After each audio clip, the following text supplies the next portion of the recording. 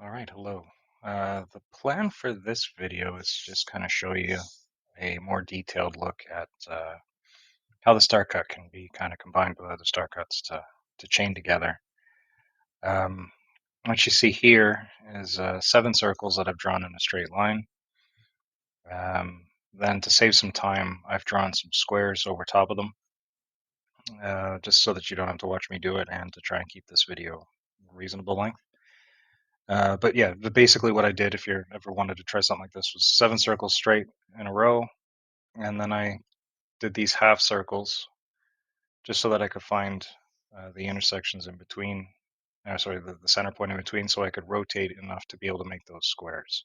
All right, so I got my points on the top and bottom from the circles overlapping, and then I rotated 90 degrees and found these points in the middle to give me the other edges, the outside edges of the squares.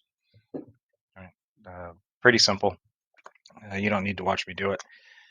The interesting bit is here, where we start to lay down the star cuts. And this is a tricky process. There's probably a better than average chance that I'm going to put my pen down on the wrong point and mess this up somehow. But bear with. I'm going to concentrate and try and lay it out in an easy to follow way so that it limits potential mistakes. But we'll start in the top left corner. And I'm sorry, I'm going to go 4 circles with this, okay? Just so you can see how that looks. It's a 4 circle chain. So we'll go from the top corner of the first square to the midpoint on the bottom. And then to keep it simple, we're going to do the same thing across all 4 squares. So top point to mid,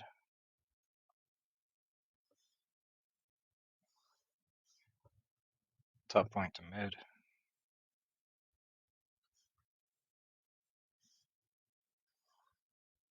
and last top point to mid.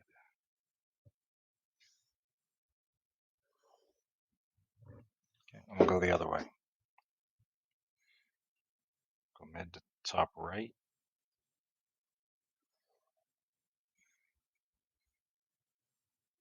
mid to top right. And you need to be careful because it's a lot of work to set up.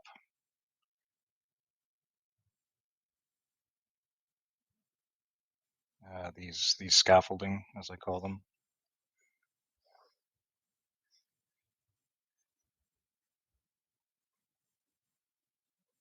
And if you make one little mistake, it screws up everything, and then you got to redraw everything. It's not a lot of fun.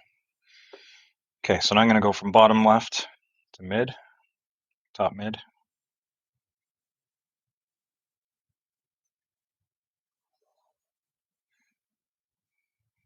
Bottom left to top mid.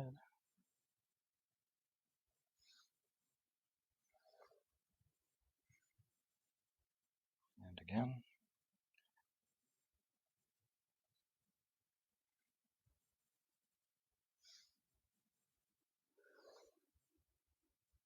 And one last time.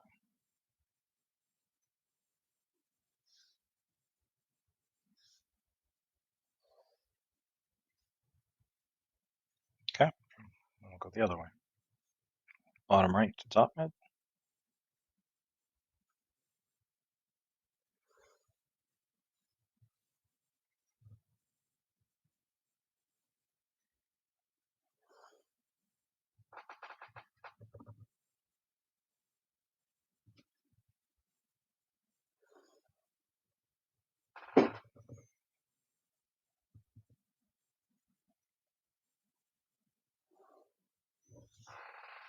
Okay, I'm not trying to be particularly pretty. I'm doing this in a bit of a hurry.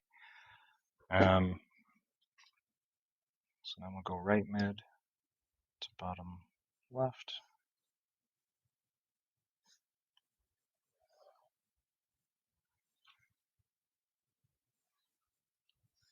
And now we're starting to get a little confusing.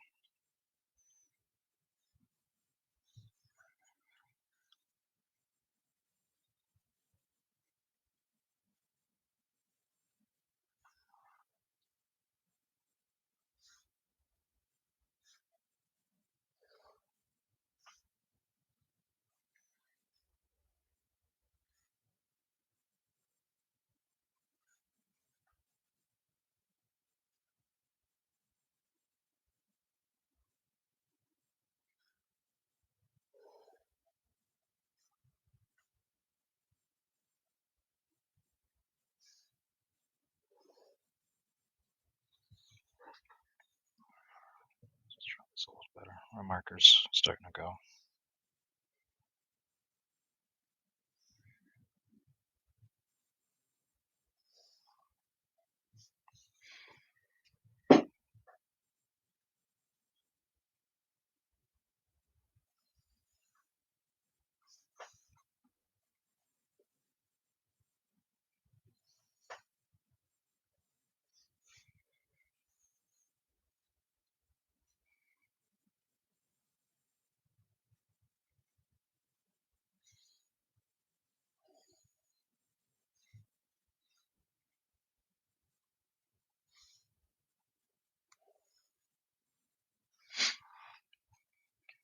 Now I'm going the other way.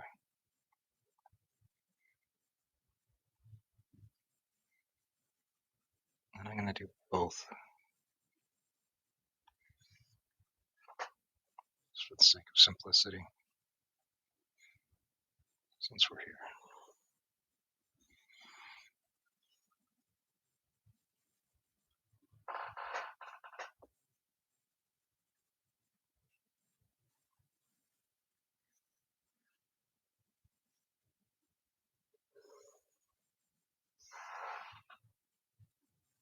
Pardon the noises from my chair as I contort myself to do this without having to move the page off the camera.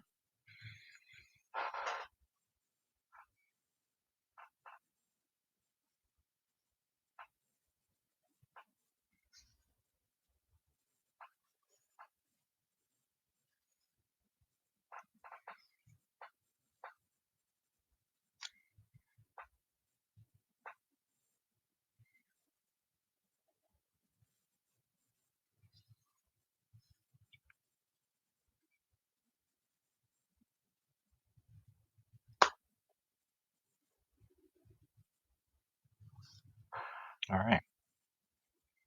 And there we have it. 4 interlocked star cuts into a chain. And you can see it makes a pretty design. I really like it. It just, the way the lines interact within the circles is, to me, is fascinating and beautiful. I'm still digging into the star cuts as far as what we can glean from this information, like if there's any specific distances that are given that relate back to the circle, and then what other shapes we can generate from them. But one thing I have done that I want to share with you before the end of this video, if you'll bear with me, I'm going to steal my book. As you remember, a couple of videos ago, we went through the phi and the seed. I finished up drawing that in a way that is easier to see, and I thought if I did each square in a different color, it might make sense, but it just made a jumbled mess, so I just highlighted everything over in black, just so you can see exactly how the squares are overlapping each other. And obviously in some places phi shows up, and in some places it's just matters of 66 degrees or 50 degrees, as the circles are either bisected or cut on their intersecting points. But there are proportions of this sprinkled in that conform to phi relationships with one another, which is fascinating. But the reason I bring this up is if you look at the way these squares interlock, this is the basic underlying construction, scaffolding, whatever you want to call it, for what I'm about to show you, which is the prettiest thing I've done with the star cut. Keeping in mind that I know I shouldn't be so obsessed with pretty, I think it's pretty cool. I use that word again. But yeah, here's what it looks like when you take star cuts and interlock them inside a seed. And I've left the seed construction there just so you can see it in the background. But it's a standard seed. I've again rotated 90 degrees as I did before, just so I can find all the points on the circles where the intersections need to happen for the square constructions. And then I've exactly what you just saw me do. Corner to mid, corner to mid, corner to mid, corner to mid. That's what I've done here. And I didn't want to make you watch me draw this out because I guarantee on camera I'm going to make a mistake and have to redo all the work. So off camera, I took my time and I did this very carefully. And you can see all sorts of um, fractalated images. You've got diamonds inside diamonds inside diamonds inside diamonds inside diamonds. You've got the X's with the inner X's. It's a stunning image, and the fact that it shows up inside the seed doesn't surprise me in the slightest. But basically, what we've walked through the course of these videos is not only what the seed looks like as circles, but what it looks like as squares, and now what it looks like as a star cut. You have 7 star cuts all interlaced and overlocked with one another here. And there's bound to be a bunch of information that can be gleaned from this, and I'm still working on that. To be honest with you, I'm just impressed that I was able to draw. So I'm happy with that for the moment. And as I continue to explore this design, I will definitely be looking for interesting math. Let's put it that way. All right, that's it for this one. Um, Feel free to ask a question or two if you have any. And yeah, that's how it was done.